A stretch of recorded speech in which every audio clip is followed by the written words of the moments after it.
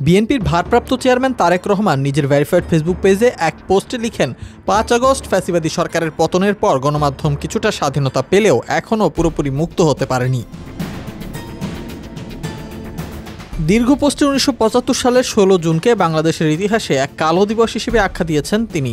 লেখেন, সেদিন তৎকালীন শাসক গোষ্ঠী সব রাজনৈতিক দল বাতিল করে বাকশাল কায়েম করে। মাত্র ৪টি সরকারি সংবাদপত্র রেখে বাকিগুলো বন্ধ করে দেয়া হয়, যার ফলে হাজারো সংবাদকর্মী কর্মহীন হয়ে পড়ে। তিনি উল্লেখ করেন, সংবাদপত্রের স্বাধীনতায় ভিন্ন মতের প্রকাশ থাকলেই রাষ্ট্র জবাবদিহিতার আওতায় আসে এবং জনগণের ইচ্ছার প্রতিফলন ঘটে।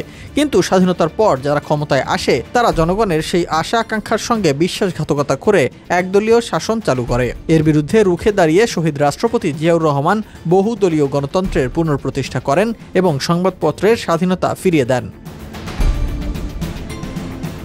তারেক রহমান তার স্ট্যাটাসে শেখ মুজিবুর রহমান এবং সাবেক প্রধানমন্ত্রী শেখ হাসিনার শাসন ব্যবস্থাকে একীভূত করে বলেন, শেখ হাসিনা তার পিতার পথ অনুসরণ করে সাংবাদিক ও সংবাদপত্রের বিরুদ্ধে একের পর এক কালানুকানুন তৈরি করেছে। ডিজিটাল নিরাপত্তা আইন ও সাইবার সিকিউরিটি অ্যাক্টের মতো ড্রাকোনিয়ান আইনগুলো মত প্রকাশের স্বাধীনতাকে বন্দী করে রেখেছে। পোস্টের শেষাংশে তিনি লেখেন, আমি দৃঢ়ভাবে বিশ্বাস করি সংবাদপত্রের স্বাধীনতা গণতন্ত্রের অন্যতম স্তম্ভ।